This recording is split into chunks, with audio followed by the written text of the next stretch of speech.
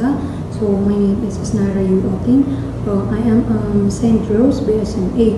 So I'm going to discuss the Salah. So Salah is obligatory doing of isang Muslim. Ang Salah talaga ay kailangan gawin ng isang Muslim kasi ito ang pinag-uutos ng Allah. So pinag-uutos ng Allah. Then ito din, dun din ang pag nagsala ang isang tao is dun kayo nagkakaroon ng connection sa Allah. Kasi yun lang yung way para magkaroon kayo ng connection ng Allah. So, kapag nagsala ka, is, pag nasabi mo na yung Bismillahirrahmanirrahim, is automatic na yun na may connection na kayo ng Allah. So, Salah is very important para sa mga Muslim. So, ang Salah is hindi rin basta-basta pwede mag-lead ang ibang tao, like yung mga walang alam, like sa mga patiha or sa mga sura, kailangan memorize niya. Ang pwede lang talaga mag-lead sa mga sambayan is yung mga imam, ustaz, kasi yan lang yung mga allowed na yung may marami silang knowledge about Salah. So, yun siya. Then, next na i-discuss ko is five prayer na kailangan gawin ng oras para sa pagsasambayan, which is ito yung Fajr, Duhur, Ashar, Maghrib, and Isha. Yan yung 5 na kailangan gawin sa pagsasala kada oras niya, which is ang Duhur naman is ito yung 4 a.m. then ang Fajr is 4 a.m. then ang Duhur naman is ito yung 12. Then ito ang Asar naman is ito yung 3 p.m. Then ang Maghrib naman is 6 p.m. Then ang Isha naman is ito yung 7 p.m. So yun yung 5. Yung isa is yung discuss ko is yun yung paano sinabi ni tinanong ni Muaz ibn Jabal si Nabi Muhammad ang sabi ni Nabi Muhammad, nasabi ko na ba sa itong gina-explain ko is pangatlong slide na to. Then yung sabi doon na sabi ni Nabi Muhammad sallallahu alaihi wasallam is ang sabi niya doon is nasabi ko na ba sa iyo ang kataas-taasang pinag-uutos ng Allah. So sabi doon ni Muaz ibn Jabal ay sabi niya hindi. So ano yun siya? Then sinabi ni Nabi Muhammad na eto yung Salah. Salah ang pinakamataas na pinag-uutos ng Allah. Then ito yung pangalawa is yun yung hindi ko maalala yung words, pero yun yung parang ipaglaban mo yung ilmo mo or yung Islam mo. Kailangan mo siyang ipaglaban sa ngalan ng Allah. So kailangan parang hanapin mo good yung ng religion mo. Yun siya. Then yun lang po. Thank you. So, number 2 is, it is second in status to the Shahadatain, twin testimony of faith as further proof of the soundness of a person's beliefs and as visible evidence of the beliefs that reside in the heart. So, ang Shahadatain is one of the 5 pillars in Islam. So, ito yung pinakauna. Shahadatain is to testify or stand witness to the oneness of God, Allah subhanahu wa ta'ala, and His messenger, Prophet Muhammad sallallahu alaihi wasallam. So, what is the Shahada? So, Shahada is in Arabic is the Arabic term for declaration of faith in one God, Allah subhanahu wa ta'ala, and His messenger, Prophet Muhammad.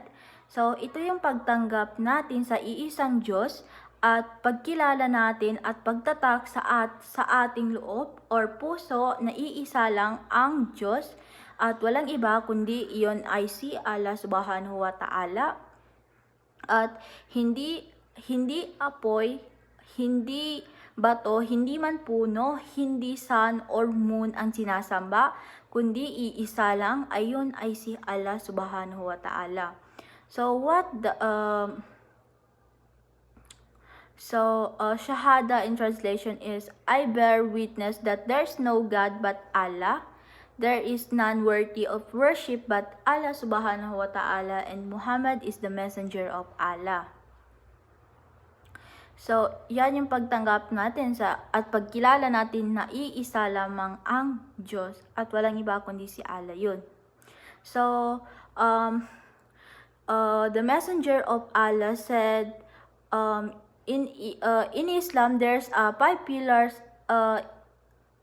There's five pillars in Islam, which is the Shahada, ang paniniwala natin sa iisang Diyos na si Allah subhanahu wa ta'ala, and second is the Salah, ang pagpapray natin 5 times a day. At ang pangatlo ay ang zakat, ang pagbibigay natin ng zakat sa tao or kagaya lamang ng mga pera or mga bagay-bagay, basta zakat siya. And number 4 is the Shawn. Yun yung pagpapasting natin during Ramadan. And lastly is the Hajj. Yun yung pagpunta natin sa ibang bansa, which is Makkah. Yun yung makikita natin doon yung Kaaba. At doon tayo nagpa-pray. So,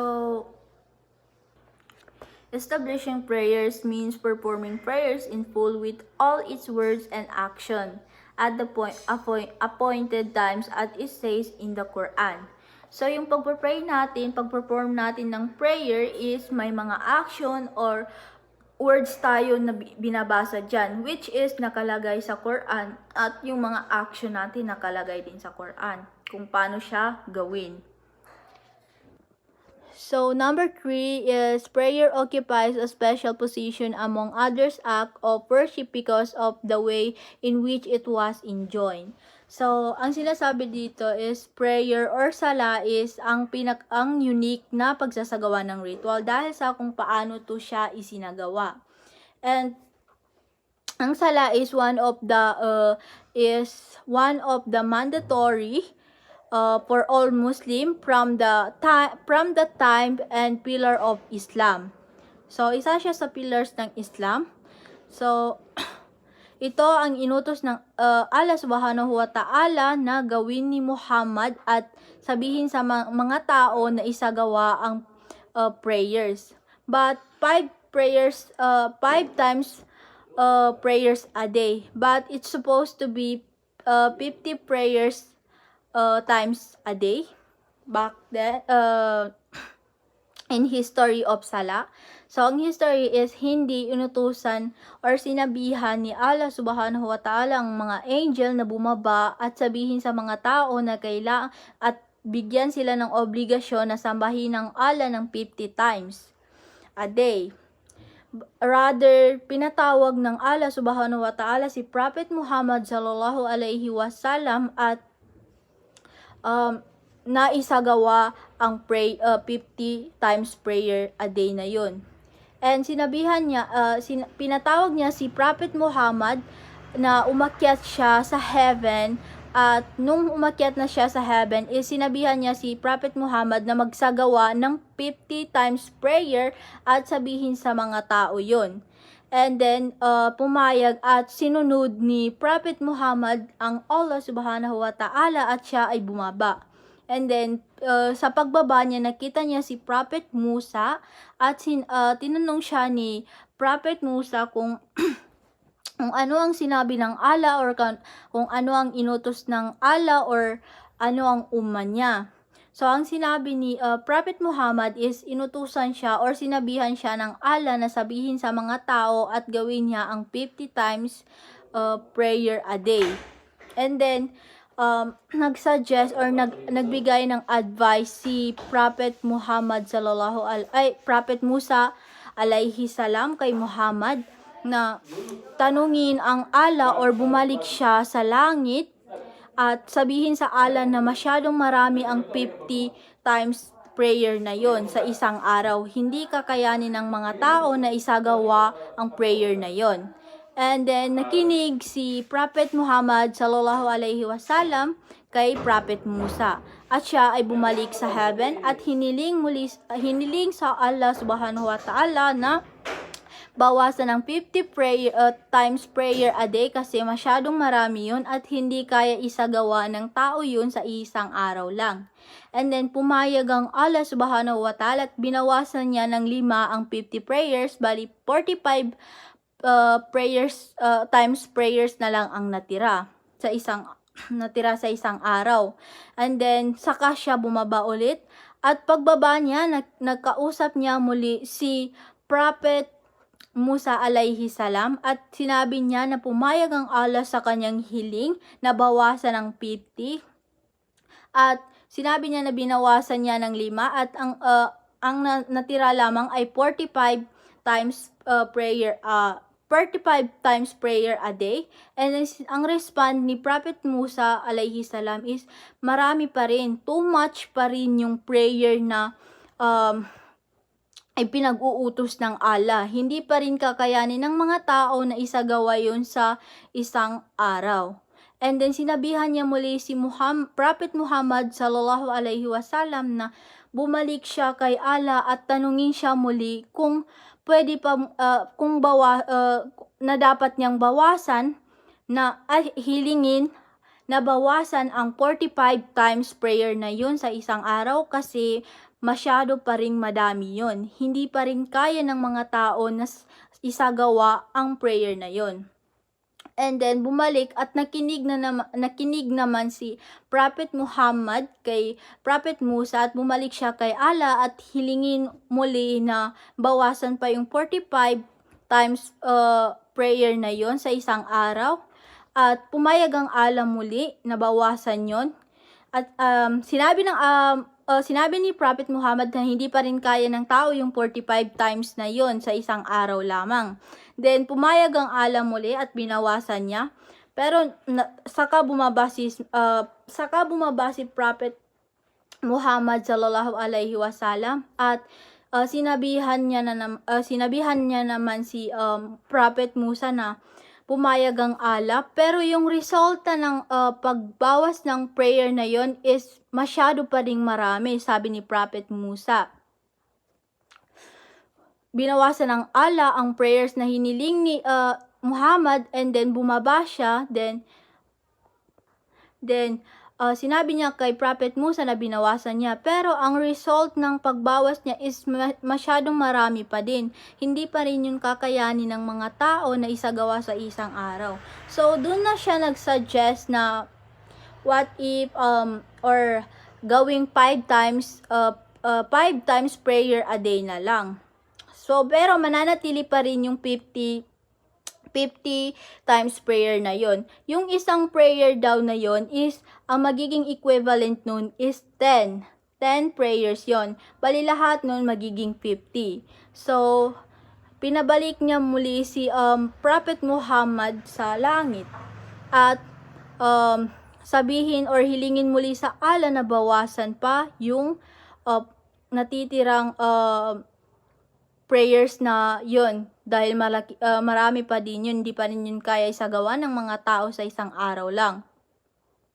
And then pumayag ulit ang Allah, pero pumayag ang Allah na kailang communication pa si Prophet Musa at Muhammad, and Allah bago napaitupad yung 5 times prayer or naisagawa yung 5 times prayer a day.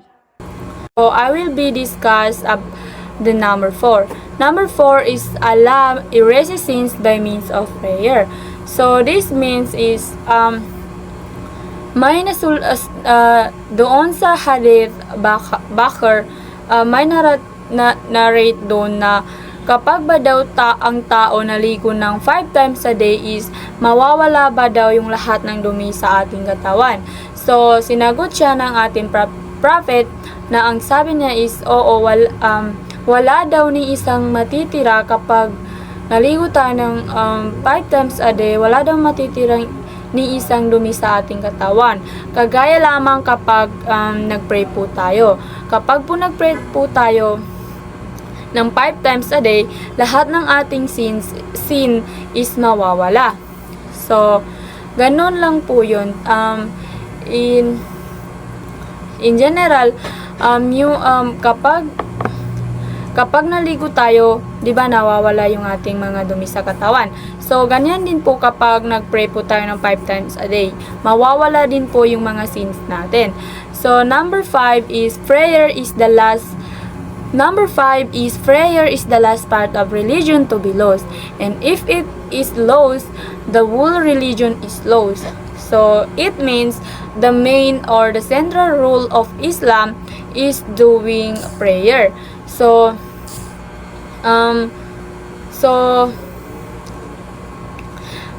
if Muslim continues to perform prayer, the religion remain alive. Pinapanatili nito patibayin ng ating religion. So, hindi ko na alam kung anong hadith yon, pero the prophet highlight that the most distinguished act of Islam is prayer. So, may hadith na ang pinakamakasalanan daw na tao is yung taong hindi nagper-perform ng sala. So, yung sala is parang the prayer will protect you from any sin or any shirk. So, in general lang po, yung pag-pray po or pag-perform ng sala is protection mo lang yun para sa mga kasamaan o para sa lahat. And kapag nag-perform po tayo ng sala, dapat on time po siya. Ibig sabihin, kapag kailangan na natin mag-pray, dapat ginagawa na natin. Hindi yung sinasabi natin, mamayang na lang. Hindi po dapat ganon. Dapat on time po siya. At dapat, kapag nag-pray po tayo, may maganda po yung intention natin. At hindi po tayo tamad. Like, sasabihin na, natatamad ako. Dapat, hindi po natin iniisip yon. Prayer is the first thing for which person will be brought to account in the day of resurrection. It was stated that Abu Hurairah, may Allah please with him, said, I heard the messenger of Allah, peace and blessing of Allah upon him, say, the first thing for which a person will be brought to account on the day of resurrection will be his prayer. So, as a Muslim, obligatory po talaga natin magsala. Kahit ano po magandang ginawa niyo sa mundo, kung hindi po kayo nagsasala, it's useless. Yes, kasi yun po talaga is parang sala is the key of Jannah. Yun nga po yung sabi nila, which is totoo na naman po. Wala lang po yan sa Ramadan. Kapag po nagpa-fasting ka and without sala, it's useless. Kasi yes, kasi yun po talaga yung as a Muslim po is kailangan po talaga natin magsala. At para po sa the day of judgment or Saum al-Qiyamah is yun po yung magsasave sa atin yung ating sala. And it is good that he will prosper and succeed. But if it's bad, then he will doom and have lost. If anything is lacking from his obligatory prayers, the Lord will say, look and see whether my slave did any voluntary prayers and make up a shortfall in his obligatory prayers from that. Then, all his deeds will be dealt in likewise. So, ayun. Dito po sa parang hindi mo siya ginawa, kapag hindi ka pa nagsala, is kahit anong gawin mo po, is wala. Kapag the day of judgment, kung wala kang sala, wala po talaga as in. And hindi naman po wala po talagang pag-asa. So, ayun. So, tayong mga tao, tayong mga Muslim, is aware na po tayo kung ano pong obligatory natin. Kung ano pong dapat natin ginagawa, kung ano pong utos ng Allah sa atin. So, aware na po tayo dyan. At, as a mga alipin niya po tayo, kailangan po natin siyang sundin, lalo na po yung pagsasala, kasi po, yan po yung pinakamalaking, kumbaga, malaki siyang parts sa pagiging tao at sa pagiging Muslim po natin. And yun lang po. And thank you. So, Assalamualaikum warahmatullahi wabarakatuh. So, our topic today is all about the pillars of prayer, of which three are found 14. So, ito yung mga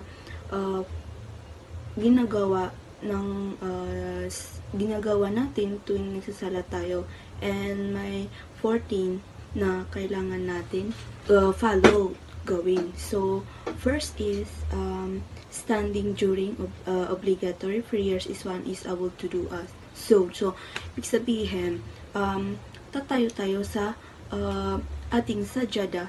So tatayo tayo sa ating sajada na prepare tayo, nakaniat tayo. So, yun.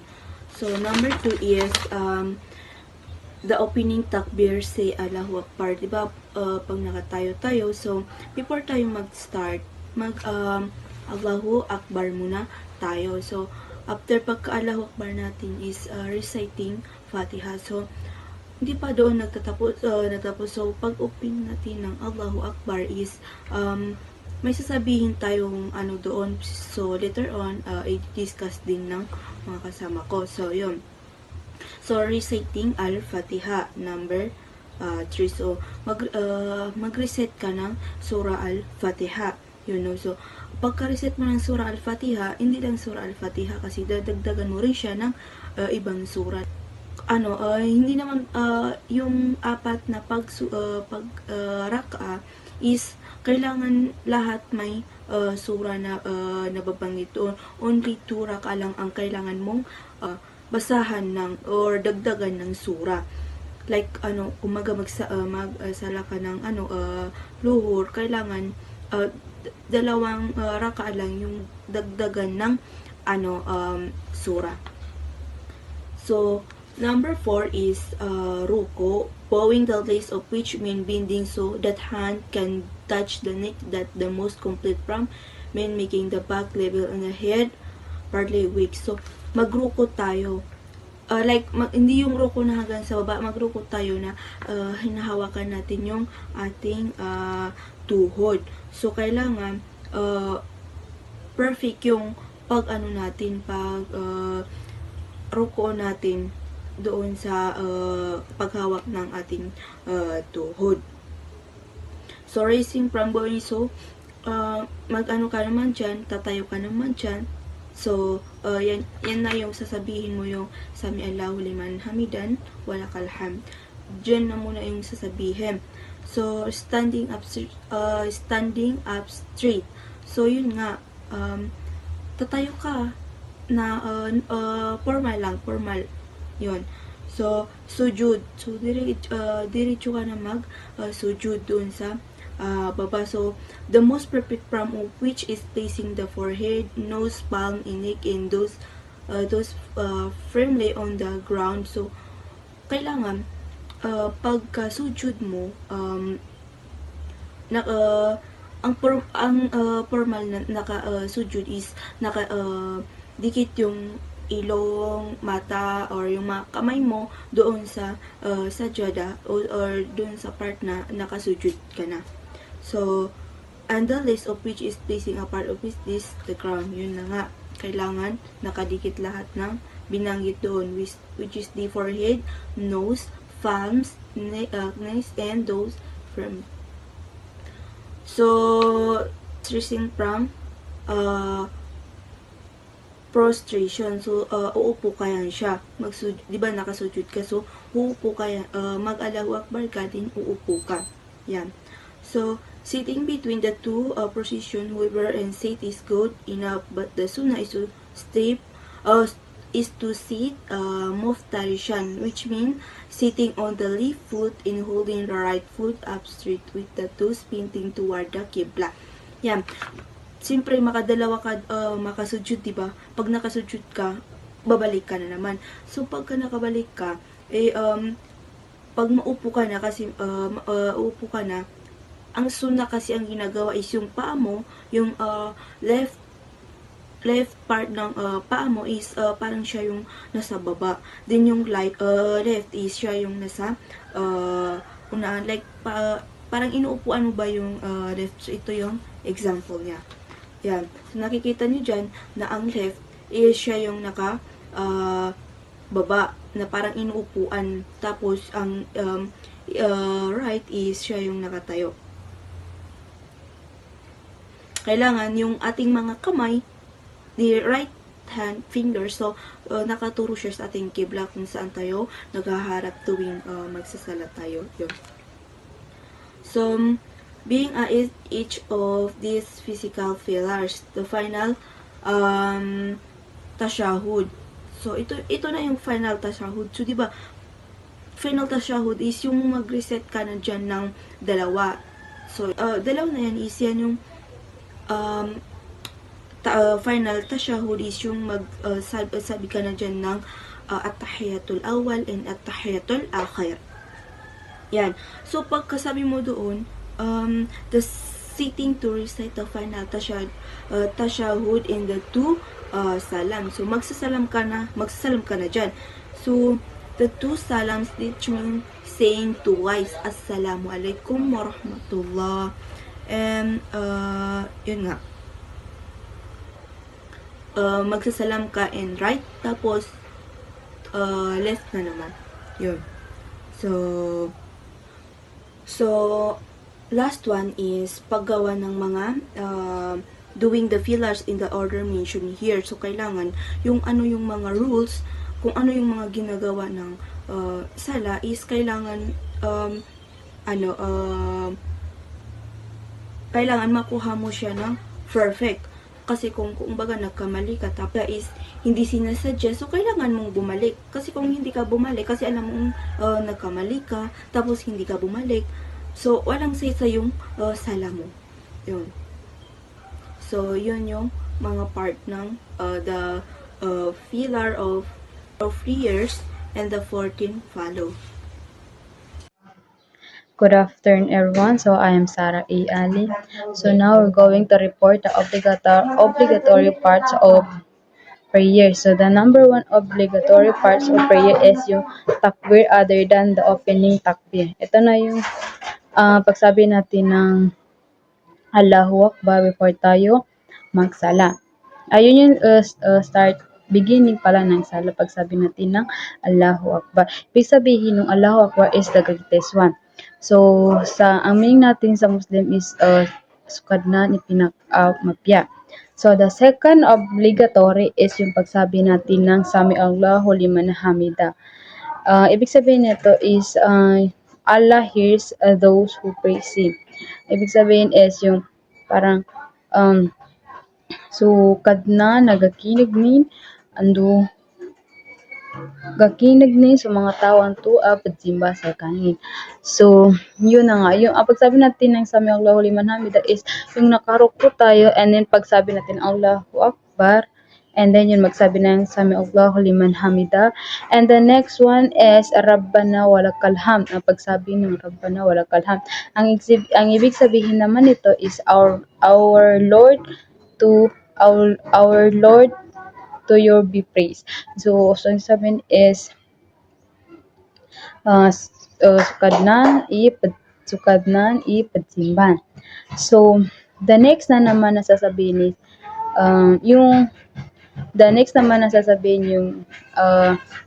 yung pagruko natin ng Rabiul Azim. Ang ibig sabihin na naman ng Rabiul Azim is glory be to my Lord Almighty. Ibig sabihin is ang pinapahiwatig niya dito is parang pinupuri niya yung Allah na pinupuri niya yung Allah na siya daw ang pinakamakapangyarihan at siya daw yung may kakayahan. And then the next obligatory yung pagsabi na Subhan Rabbiyal A'la. Ito naman yung pagsujud.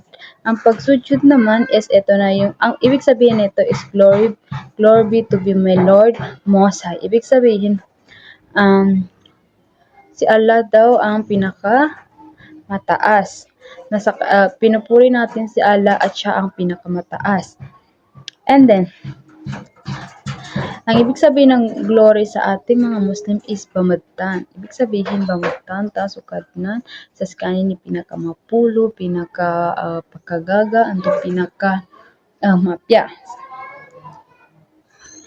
And then so the next obligatory parts of prayer is ito na yung pag-upo natin, 'di ba? After nating magsujud, and then mag-upo na tayo and sabihin natin Rabbik Firli. Ibig sabihin naman ng Rabbik Firli, itong Rabbik Firli at 3 beses natin siya masabi, katulad na lang nung Rabiul Azim and Rabiul A'la. Baka 3 siya sabihin. And then itong Rabbik Firli naman ang ibig sabihin is Lord forgive me. Ibig sabihin humihingi siya ng tawad kay Allah. So the last obligatory parts of prayer naman, ito yung pag-upo natin. Ito kasi parang dalawang raka'a lang. So, after ng dalawang raka'a and then, mag-upo tayo and then pag-upo natin is magtasyahud. Ang ibig sabihin ng tasyahud, ito yung pagsabi natin ng at-tahiyatu lillahi wa salawatu wa tayyibatu assalamu alayka ayuhan nabiyyu wa rahmatullahi wa barakatuhu. And then ito na yung first tasyahud and then the other one naman, ito na yung, pero hindi ko na explain yung iba kasi ang part ko lang dito yung sabihin yung mga dapat at yung mga obligatory talaga. Hindi pwede yung kalimutan kasi ito yung pinaka-obligatory na dapat sabihin natin. And then, ulitin ko ha, so the first obligatory is ito na yung pagsasabi natin ng takbir, which is Allahu Akbar, the greatest one. And then the second naman yung pagsasabi natin ng Sami Allahu liman hamida, which is Allah hears those who praise Him. Ito na yung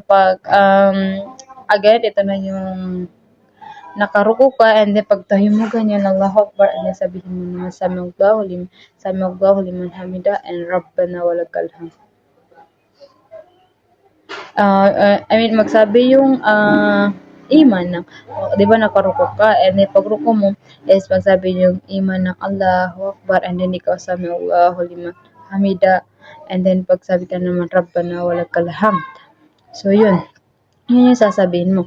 And then the third one is yung yun Rabbana walakal hamd yung third one. And then the fourth is Subhan Rabbil Azim. Itong Subhan Rabbil Azim every time mo lang every time mo lang sabihin pag nakaruko ka, and then pag sinabi mo to dapat 3 times. Which same din dito sila sa Rabiul A'la and then Rabbik Firli. 3 beses mo siyang masabi. And then itong Subhana Rabiul A'la, ito yung pagsujud. Yung pagsujud mo na talaga. And then, ito namang Rabbik Firli, ito na yung pag-upo mo. Ganito mag-upo ka. And then the last one is tashahud. Ito na yung pagtahiyat mo. So, yun lang po. Thank you. Shukran Ustad. So next, we have here the sunnah words of the prayer. Ito yung mga sunnah na binabanggit natin during nag-perform tayo ng sala.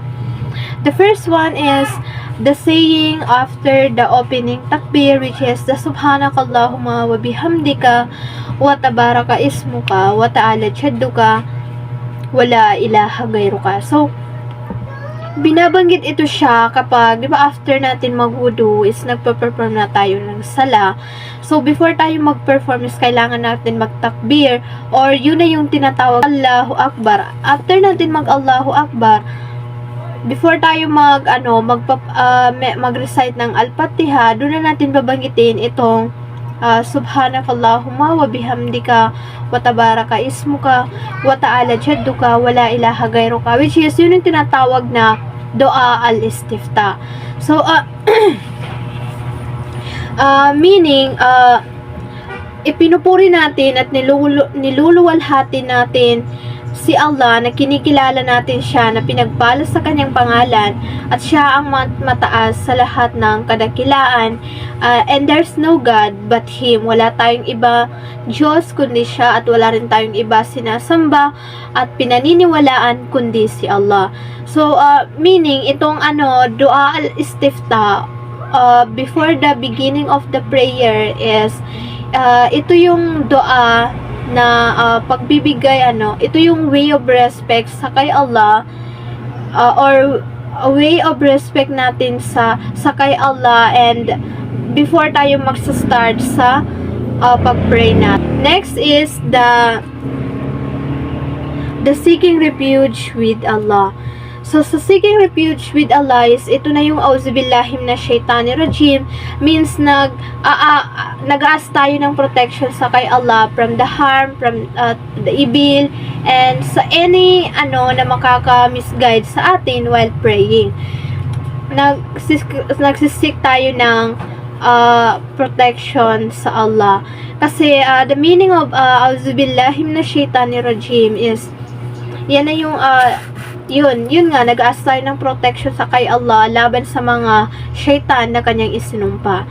So, yung ganitong praise is, hindi lang siya actually ginagamit during the prayer or sa pagsasala, kundi na-mention it, gaya ng na-mention sa Surah Al-Nahl, na kapag daw ang isang Muslim is makakaramdam siya ng like parang tukso or mga negative thinking, is pwede niyang banggitin ang auzubillahi minash shaitani rajim, dahil itong auzubillahi minash shaitani, pwede niyang banggitin ang auzubillahi minash shaitani rajim kasi para makaiwas siya or ma-protect siya from the from the evil or sa panlilinlang ng mga shaitan sa kanya.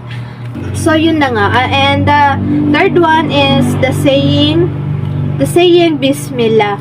So, saying Bismillah is one of the sunnah words in the during the prayer. Actually, hindi lang ito, ang Bismillah is hindi lang siya sunnah or binabanggit during the pagsasala natin, kundi kahit anong ginagawa natin is pwede natin ito siyang i-apply or pwede natin sanayin ang sarili natin na bawat starting ng ginagawa natin is magbibismillah tayo. Kasi meaning of Bismillah is in the name of Allah, and then kapag fully banggit naman natin siya is Bismillahirrahmanirrahim, meaning in the name of Allah, the most gracious and the most merciful. So kaya ang Bismillah is pwede natin siya gamitin sa kahit except na lang kapag nasa comfort room tayo. So binabanggit itong Bismillah before mag-start ang Fatiha. Some scholar na sinabi nila na it should be recited, itong Bismillah, silently kapag, di ba kasi common talaga, usually na ang mga imam is, kapag nagpa-pray ka sa mosque, ang ginagawa nila, diretso sila sa Alhamdulillahi Rabbil Alamin. So, tayo na mga behind sa imam, or kahit yung imam din is, parang sina-silent na lang, silent recite nila ang Bismillah. Also, before reciting another surah is, kailangan pa rin natin mag-Bismillah. And kasi saying Bismillah is, ito yung nagre-remind sa atin ng mga worshipper na ang sala or ang pray natin is dedicated kay Allah and to His. Saying Amin means Amin is, oh Allah, accept this prayer. So, binabanggit itong nire-recite natin itong Amin kapag nasa last sa end na ng Fatiha yung imam. Kapag nasa waladdallin, kailangan tayo na behind the imam or mga ma'mum is binabanggit natin itong Amin. Kasi sinabi ng Prophet Muhammad sallallahu alaihi wasallam na kapag ang imam is binanggit niya ang amin, kailangan tayong behind sa kanya is nag-aamin din tayo, kasi baka magtugma doon sa pag-aamin ng mga angels or mga malaikat, na kapag nag-amin yan sila, tumugma yung amin mo doon sa amin ng mga angels, may tendency na yung mga past sins mo is will be forgiven. So, kailangan talaga, and lalo na sa mga nag-alone praying, yung mag-isa lang sila nagsasala is, kailangan pa rin nila mag-amin after the recitation of Al-Fatiha. And the next one is the reciting Surah Al-Fatiha. So, ito na yun siya, reciting Surah Al-Fatiha. saan ba ito siya natin dapat nire-recite? Nire-recite natin ng Surah Al-Fatiha kapag halimbawa sa 4 rakaat prayers natin, and itong Fatiha, dun lang natin siya binibigkas first and second, dun lang sa 2 rakaat ng 4 rakaat prayers. Dun natin siya binibigkas itong Al-Fatiha. And kapag sa ano naman, ay doon tayo na bumibigkas ng another surah sa first and second rakaat ng 4 rakaat prayers. After the Fatiha, kailangan natin mag-add ng another surah. So, doon natin yan siya i-add sa, halimbawa sa duhur prayer, doon sa duhur na yon, sa first raka'a and sa second raka'a ng duhur, is doon tayo nag-add ng another surah. And the same with the Asar, Maghrib, and Aisha. Sa Maghrib naman, is doon sa first and second niya, doon tayo nag-add ng another surah. And the rest, hindi na tayo nag-add ng another surah. Halimbawa sa duhur, doon sa third and last raka'an na ng duhur and the Asar and Aisha, hindi na tayo pwede mag-add ng another surah. Only Fatiha lang ang binibigkas natin. Sa Fajr naman is, yung 2 rakaat ng Fajr is, kailangan talaga natin mag-add ng another surah. And sa Maghrib is the first and second rakaat lang niya, and sa pangatlo na hindi na tayo nag-add ng another surah. So next one is the reciting out loud in the case of the imam. So ito na yung sinasabi ko na kailangan kapag ganun nagre-recite kailangan in the case of imam, ito siya, kapag ang imam is kailangan sa kanya yung Fatiha or yung mga verses sa Quran is kailangan ito na banggitin niya ng malakas para yung mga behind sa kanya is makapag-focus siya at mas maintindihan nila ng maayos yung binibigkas, or mabigyan focus nila ang kanilang pagsasambayang or pagpa-pray. So yun nga, yung kapag nag-a-add na ang imam ng another surah, kailangan niyang lakasan ng kanyang boses, hindi lang sa sa mga verses ng Quran, pati na rin sa mga like dun sa Sami Allahu liman hamida, ganun. Kailangan malakas din mga Allahu Akbar niya, ganun, mga malakas din yun siya. Example na nito is sa Fajr, yung dalawa na yon, kailangan malakas ang pagbanggit ng mga verses ng Quran. Sa Maghrib, sa first and second raka'ah, ganun, malakas. Sa duhur, sa Aisha naman is ganun, kailangan malakas din yung pagbigkas niya sa first and second raka'ah niya. Sa Jum'ah, yung dalawa, kailangan malakas din yung pagbigkas niya during the Eid prayer and the Ramadan, the Witr, yun. Tarawih and the Witr during the Ramadan, yung kailangan malakas yung pagbigkas ng imam sa mga verses ng Quran. Ang loud recitation na yun is yun na yung tinatawag na Jariya prayer, and meron namang silent recitation which is para ito sa mga mga waktu or mga prayers na kailangan naka-silent lang tayo. Only yung lips lang ang nagmo-move, which is ito na yung tinatawag na Syria prayer, na ito yung mga duhur, asar, and yung last raka'ah na ng Aisha, and third and last raka'ah ng Aisha, and the last raka'ah ng Maghrib. Kailangan yung pagbigkas natin ng mga verses is nasa lang, silent lang, only lips ang nagmo-move. And sa pag sa Maghrib naman, Maghrib, Aisha, duhur, yung mga last 2 rakaat na nila is kailangan hindi na tayo nag-add ng another surah. Only sa first and second lang. Sa first 2 rakaat lang nag-add. So the next one, we have here the saying after the tahmid for one who is not praying behind an imam.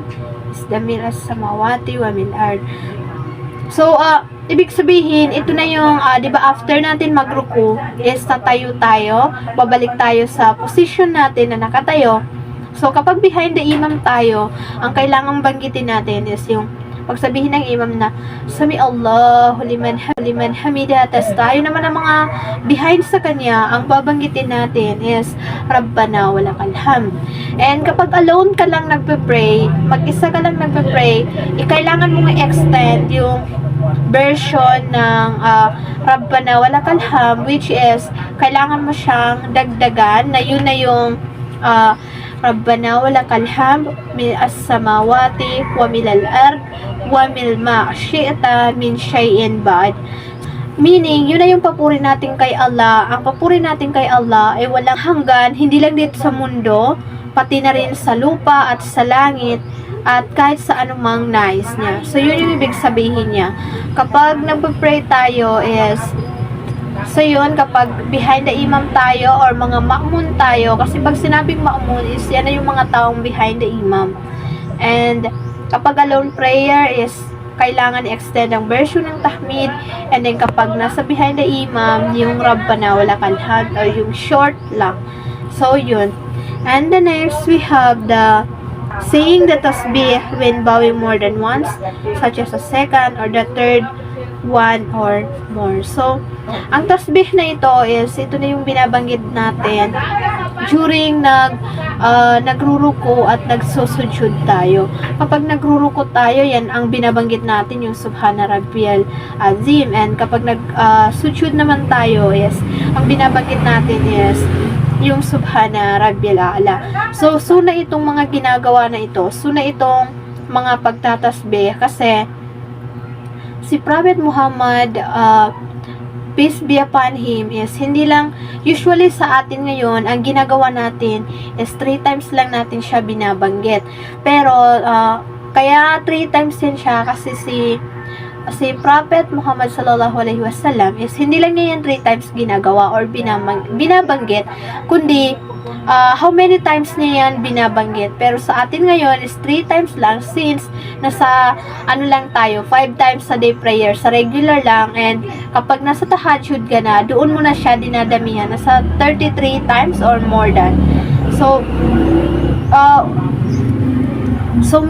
itong pagtatasbih na ito is ito yung parang way ng pagpapakumba ito yung way ng pagpapakita natin ng mas malalimang pagpapakumbaba sa kay Allah.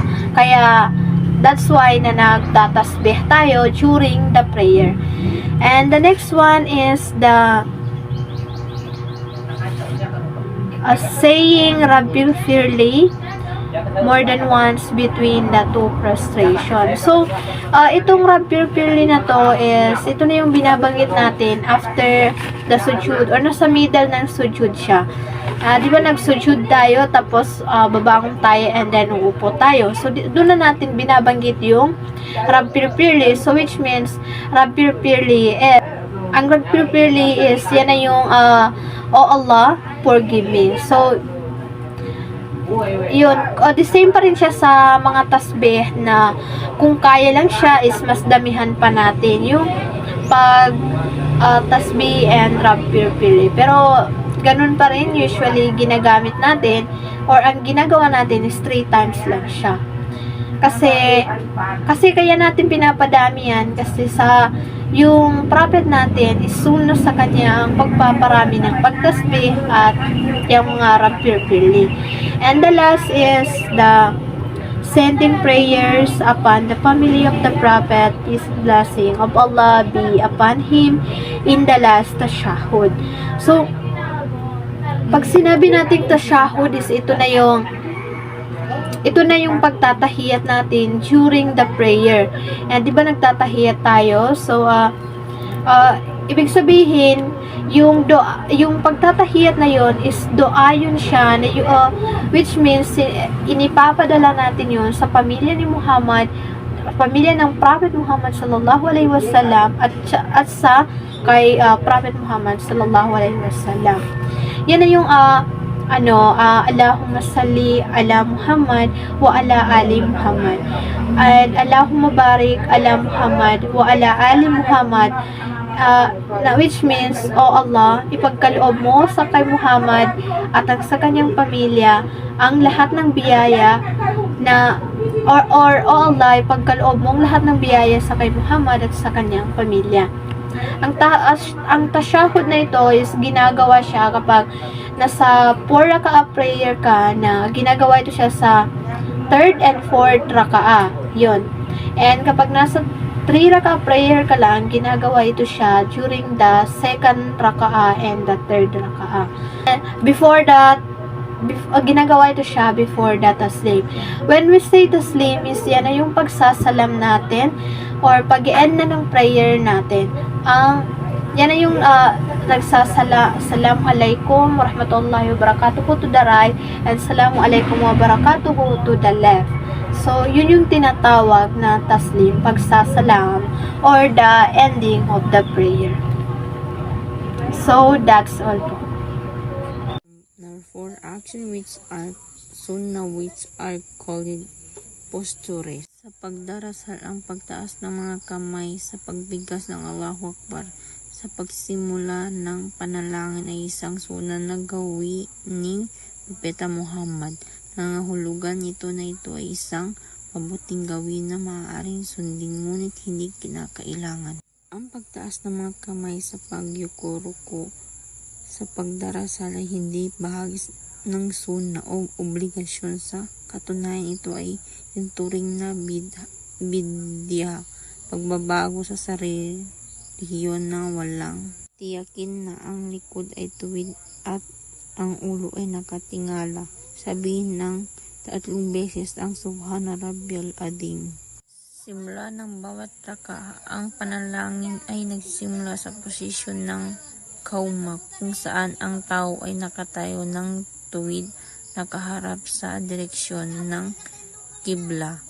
Ang kaabala sa makatapos ng sujud ay tumutukoy sa pagbaba ng mga kamay mula sa nakataas na posisyon patungo sa nakapatong na posisyon. Pagkatapos ng sujud, ito ay isang sunnah sa panalangin sa Islam. Sa pagsujud, binabanggit ang Subhana Rabbiyal A'la ng 3 beses. Ang qud ay sa pagitan ng 2 sujud. Ang pangunahing binabanggit dito ay Subhana Rabbiyal A'la. Binabanggit ito ng 3 beses. Pagkatapos ng sakod ay babalik ka na naman sa pagyuko, like sa sujud. Then babanggitin mo naman ulit yung 3 beses ang Subhana Rabbiyal A'la. Ang tashahud ay isang mahalagang bahagi ng panalangin sa Islam na binibigkas sa panahon ng pag-upo pagkatapos ng 2 pagsuhud sa pangalawa at pang-4 na rakaat ng panalangin. Ang taslim ay sinasabi sa pagtatapos ng isang panalangin at ito ay isang pagbati ng kapayapaan. Narito kung paano ito sabihin. Tahimik mo babanggitin ito. Assalamualaikum warahmatullahi wabarakatuh. Nakaharap sa kanan, iling